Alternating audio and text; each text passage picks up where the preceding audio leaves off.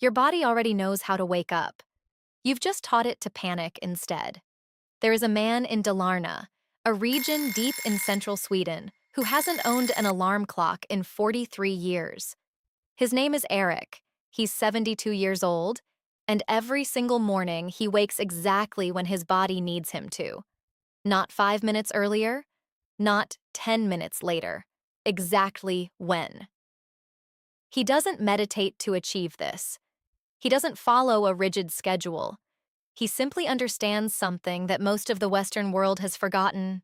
Your body was designed to wake itself, gently and naturally if you stop forcing it to. Meanwhile, across the Atlantic, someone is jolting awake to a screaming alarm. Their heart rate spikes. Cortisol floods their system. Before their eyes are even open, their nervous system has already registered a threat. They haven't checked email yet. They haven't seen the news, but their body believes it's in danger. And they will feel that urgency, that low-level panic, for the next 8 hours. What if the difference between Eric waking peacefully and you waking in chaos has almost nothing to do with willpower and almost everything to do with a principle the Swedes have understood for centuries? A principle called Lagom. Just the right amount. Not too much, not too little. Just what your body actually needs. By the end of this video, you'll understand exactly why Swedish mornings feel different, what your nervous system is actually asking for, and 5 invisible shifts that happen before your feet ever touch the floor. Shifts so small you won't notice them at first, but they rebuild your entire relationship with waking up. Let's begin in the dark. Eric's bedroom in Dalarna looks like most other rooms. Wooden beams, a simple bed with linen sheets, a window that frames the forest. But there's something absent from this room that's present in almost every Western bedroom. There's no clock on the nightstand, no phone charging beside the bed, no glowing numbers telling him how many hours he slept or how many minutes until he's supposed to be awake. The first invisible shift happens before sleep even ends. It's called the absence of surveillance. Your body cannot relax if it's being monitored. Not by a camera, not by a police officer, and not by a clock. When you fall asleep knowing that in 7 hours and 37 minutes an alarm will detonate, your nervous system never fully surrenders to sleep. It stays partially on guard. It's like trying to relax in a room where someone is watching you. Impossible. But here's the deeper truth. That monitoring doesn't just ruin your sleep quality, it ruins your wake quality too. Because the moment that alarm screams, you wake not from rest, but from interrupted defense. Your body isn't saying good morning, it's saying threat detected. The Swedish principle here is called naturlig tid, natural time. Time that flows with your body, not against it. Not time imposed from outside. Time that rises from within. When Eric wakes, he wakes in darkness. Complete darkness. And he notices something else that's absent. No urgency to move. He doesn't spring out of bed. He doesn't check his phone for overnight messages. He simply lies there, eyes closed, and waits.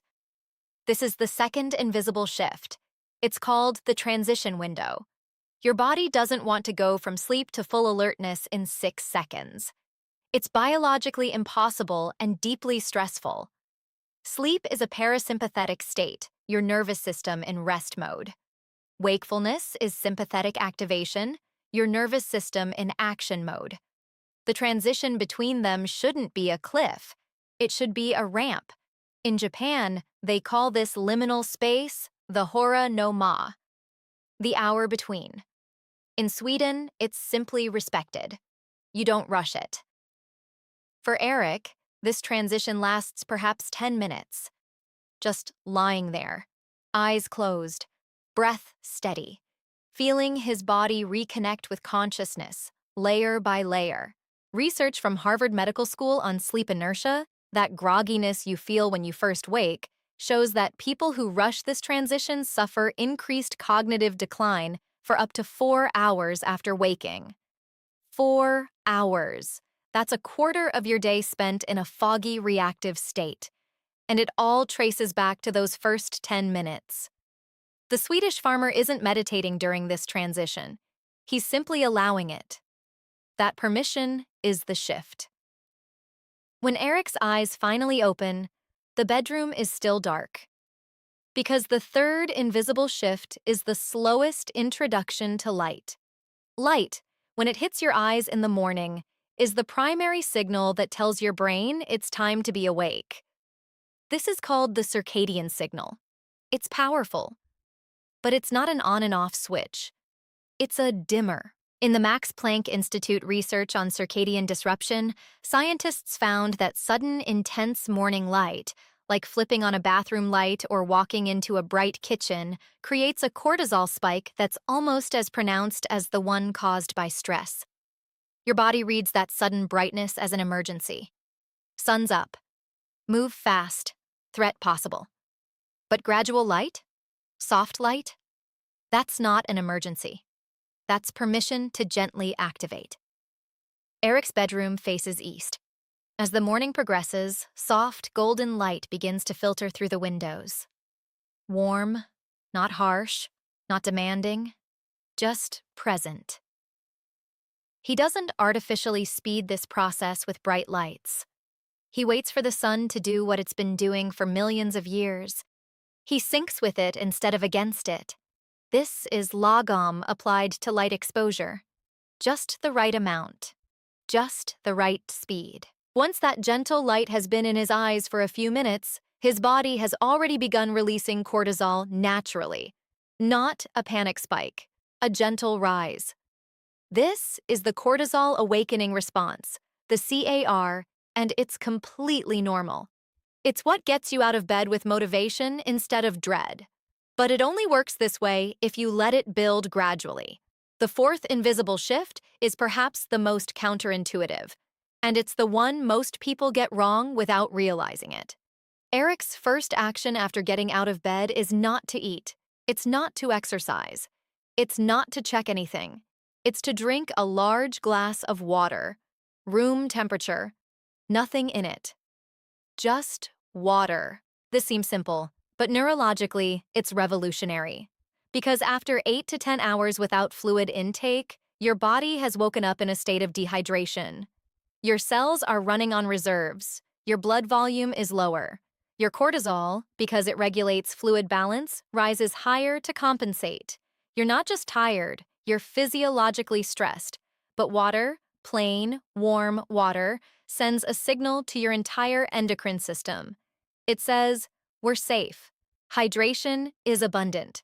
There's no need to be in emergency mode. Your cortisol begins to regulate. Your cellular function normalizes. Within minutes, you feel different, clearer, calmer. The Swedes don't overcomplicate this. It's not a special tea ritual. It's not a supplement, it's water. Because the principle is Lagom again.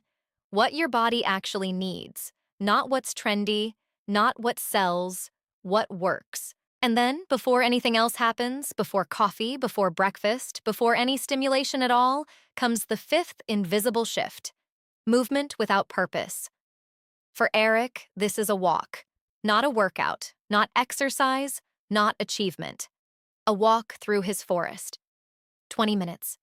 Slow. His eyes tracking the trees, the light filtering through the pines, the morning sounds of birds. His feet finding the path. His breath steady. No phone, no podcast, no audiobook. Nothing. This walk isn't making him fit.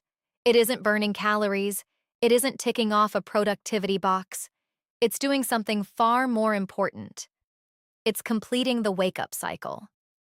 There's research from the Stanford team on something called optic flow, the visual experience of your environment moving past you as you walk.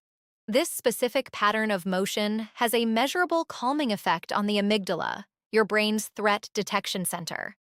When your amygdala is constantly firing, cortisol stays elevated.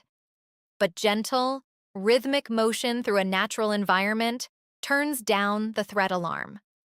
Add to this the circadian signal from the morning sun hitting his eyes, the gentle movement of his body, the absence of decision-making or urgency. And something remarkable happens. His entire nervous system downshifts into what researchers call the default mode network, the state of quiet awareness where real thinking, real creativity, and real peace happen. Eric returns from his walk about 45 minutes after waking. His nervous system is now fully activated, but not frantic. His cortisol has risen naturally, not spiked in panic. His body is ready for the day, not bracing against it. And now, and only now, he can have his coffee. And when he does, it works exactly as caffeine is supposed to work. Clean energy, clarity, no jitters, no afternoon crash. But here's what's crucial to understand. None of this was forced. There was no heroic discipline, no waking up at an arbitrary time, no crushing workout, no cold shower for shock value. Just 5 invisible shifts that honor what your body was already asking for. This is the golden filter that ties all of this together. It's a principle called Ma in Japanese philosophy, but the Swedes live it without naming it. Ma means the intentional space, the pause, the gap. The gap is not empty. It's full of possibility. It's full of your body's own wisdom. Western culture has forgotten this. We fill every gap. We eliminate silence. We rush transitions.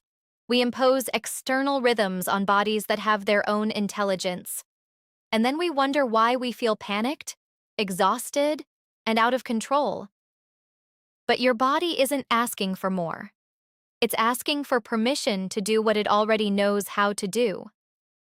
Permission to wake up without an alarm screaming at it. Permission to rest during the transition window. Permission to wait for light instead of turning it on. Permission to drink water before stimulation. Permission to move without purpose. Here's your reset test. It's simple and it works. Tonight, before you go to bed, ask yourself one question. Am I waking up tomorrow morning at a time my body actually chose, or at a time my obligations chose? If it's the second one, that's your answer. Your body isn't lazy. It's screaming for alignment. It's asking for Lagom. Start with one small shift. Not all 5 at once. That's not Lagom, that's forcing. Just one. Remove the alarm from one morning. Let your body wake itself. See what happens. Notice how long it takes before panic sets in and you check the time. Notice how differently you feel if you give yourself that permission. Because the woman in Copenhagen has already figured this out. The man in the Dalarna forest figured it out decades ago. Your body knows how to wake up. It's been trying to tell you this whole time. You've just been too busy listening to an alarm clock to hear it. This isn't about becoming Swedish. It's about becoming aligned with your body, with natural time, with the principle of just right instead of just forced. Tomorrow morning, when you wake up, don't reach for your phone. Don't look at the clock. Don't judge yourself for not being up yet. Just lie there for a moment. Feel your body waking, feel the transition happening, and then, when it's time, get up slowly. Drink water. Step outside if you can. Feel the morning light. That's it. That's your permission. And that's everything that changes. I want to hear from you. Tomorrow morning, when you try this, remove that alarm, let your body wake itself, come back and tell me what time you actually woke up. Tell me how different it felt. Because I want to hold space for everyone who's been told they're lazy when they're actually just exhausted from fighting their own biology. If this opened something in you, share it with someone whose mornings look like a war zone. They need to know that peace is possible, that alignment is possible, that your body, given permission, knows exactly what to do. I'll see you in the next one.